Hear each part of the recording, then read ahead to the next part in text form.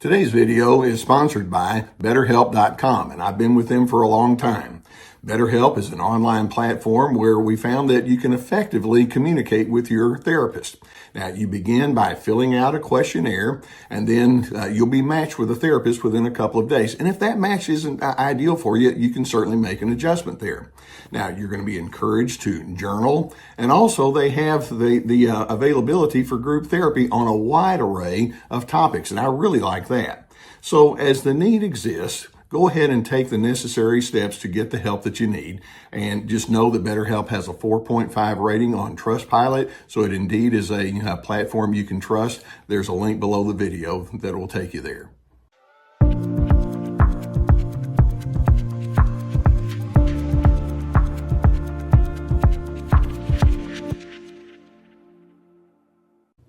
Hey, Team Healthy. Gus and I welcome you to another of our episodes of the Unbound series. This is where I respond to questions and comments that you send in. Thank you so much for those of you who do.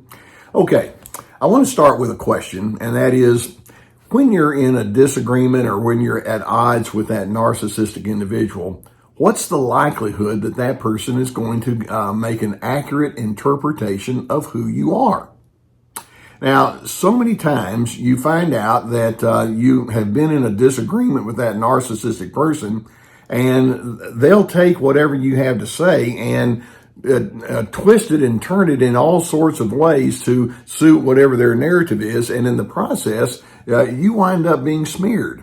You wind up being completely misrepresented, and you're wondering, is there any way that I can properly respond to a person who's giving me a wrongful interpretation?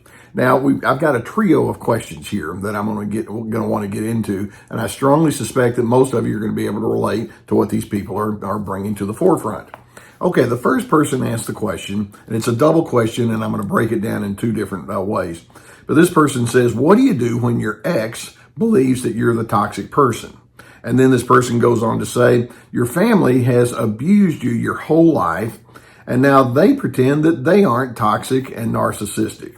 Okay, so this person has a kind of a twofold situation. First, apparently this person is broken up with someone. I don't know if it was a marriage or a long-term relationship, but nonetheless, that person's down the rearview mirror.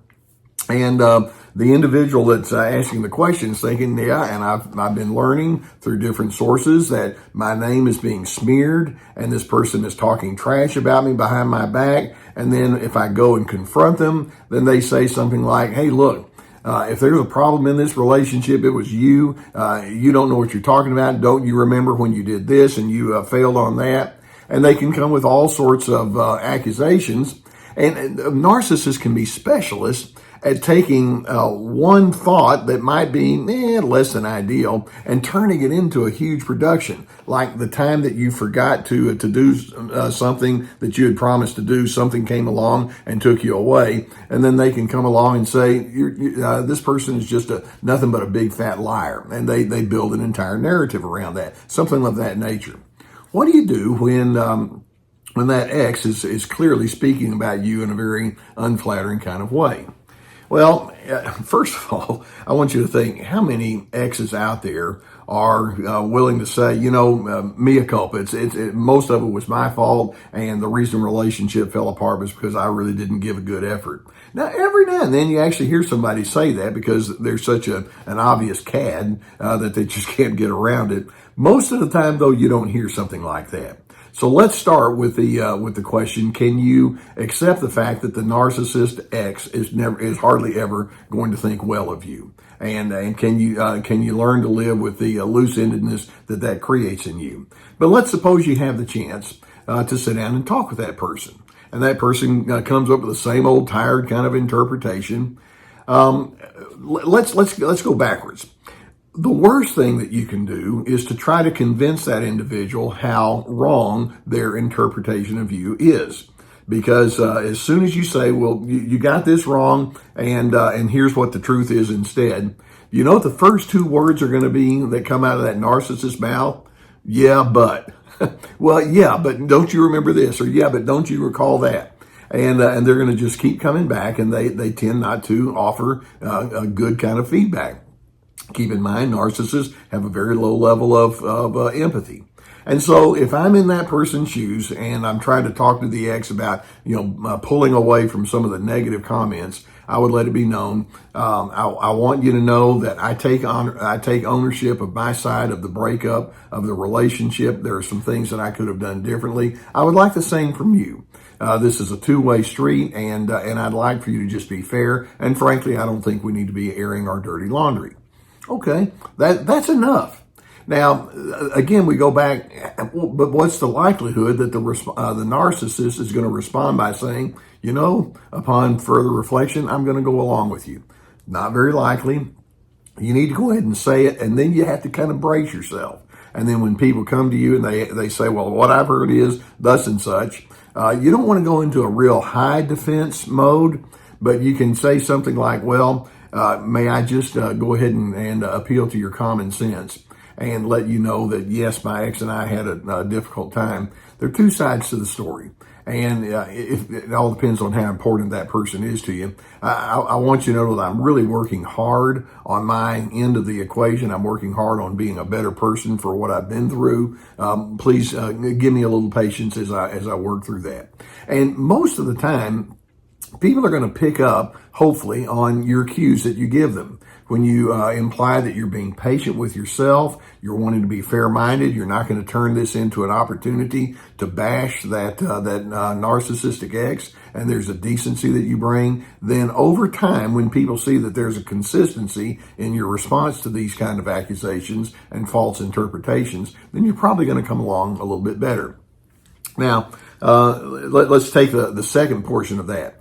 This individual who's already struggling with an ex then points back and says, yeah, and I didn't have a very good send-off from my family of origin either. They were abusive my entire life, and now if I want to talk with them, they pretend like they're not toxic or narcissistic. And so we've got a major double whammy here. It's already difficult enough to deal with an ex, but then that dredges up all sorts of pain and difficulty from the past. And so, again, I'd be willing to talk with those family members if it's possible and let them know. I hope you know that I'm struggling right now. I'm dealing with a breakup of a relationship, and there's some things that I'm examining about myself because I'm going to turn this into an opportunity for personal growth.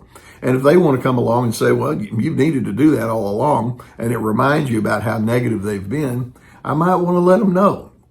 As part of my recovery from the breakup, I'm also having to reconsider, how our family has dealt with issues. And I know that there have been times when I've responded poorly to you, and frankly, you've given me some wrong input as well. So I'm going to be doing a whole self-examination, and I'm going to cover as many topics as I can in my self-examination. I'm hoping you're getting therapy, by the way. And so let it be known. You're not off the hook. I don't feel like I need to drag you down in my mud right now, but I'm going to let them know there are bigger reasons why I'm in the boat that I'm in right now, and you're a part of it. So please don't take the notion that says I've had my problems all by myself. If there's some difficulties, you've contributed to it as well. And again, there's a low likelihood that they're going to come back and say, good point, I'm going to do some self-examination with you. If they want to keep coming back with their toxicity, you've said what you've needed to say. In both episodes, you realize that neither one of the ex nor the family of origin people really want to join you in your growth effort. But I'm hoping what that does is it causes you to say, I'm going to double down on my effort to be a healthy person, because if these people cannot interpret me correctly, it's because they don't interpret themselves correctly, and I can't go inside and make that any different. I'm going to work on the one person that I can, and then the rest of them can be who they are. When I need to, I'll speak up. I'll say what I need to say, but I'm not going to go into pleading my case. I'm not going to go into coercion or blaming and all the rest. I'm moving on to a much better way of dealing. Now, that's two questions right there. Let's go to the next one here. And that is, this person kind of picks up on something that's very different. This person says, well, what should I do if I need to teach some flying monkeys who are intent on hating me? They assume that the changes I ask of them are unreasonable or irrational due to the original narcissist smear campaign. Okay, we have kind of a similar situation. Your reputation is being impugned, and the narcissist has their spokespeople, the flying monkeys, who are out there just kind of spewing whatever.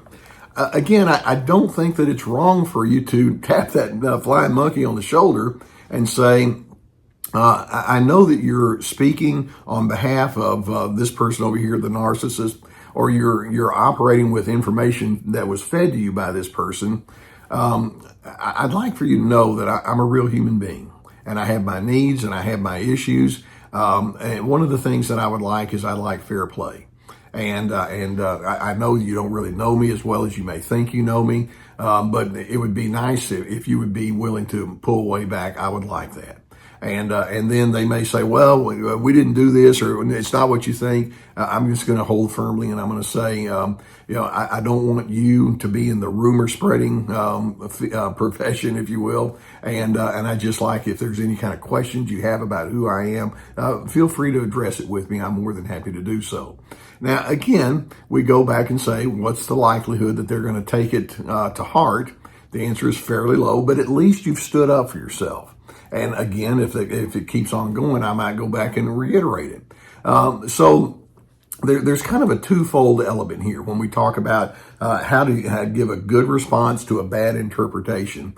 And one is, do speak up and say what needs to be said with no particular illusion that you're going to make that person think entirely differently. But sometimes you just need to say what you need to say.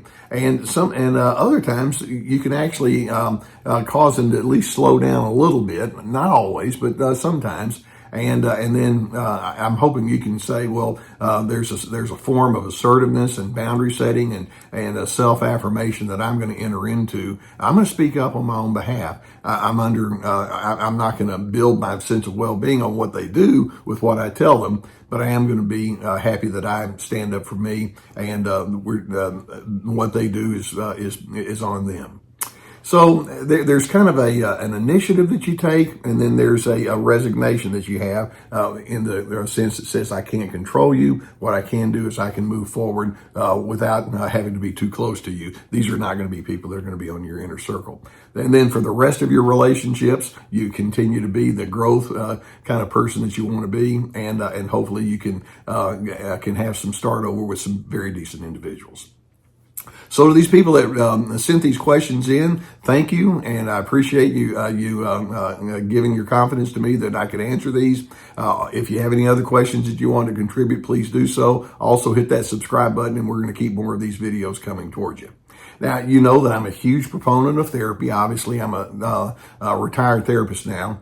But if you have a need to sift this out with a therapist that can help you come to terms with your goodness and decency and help and teach you to be distinct from the narcissistic individuals, go to the website that we have below with the good people at betterhelp.com. There's a whole team of licensed professional therapists. As the need is there, please help yourself by allowing yourself to be guided and assisted in that way.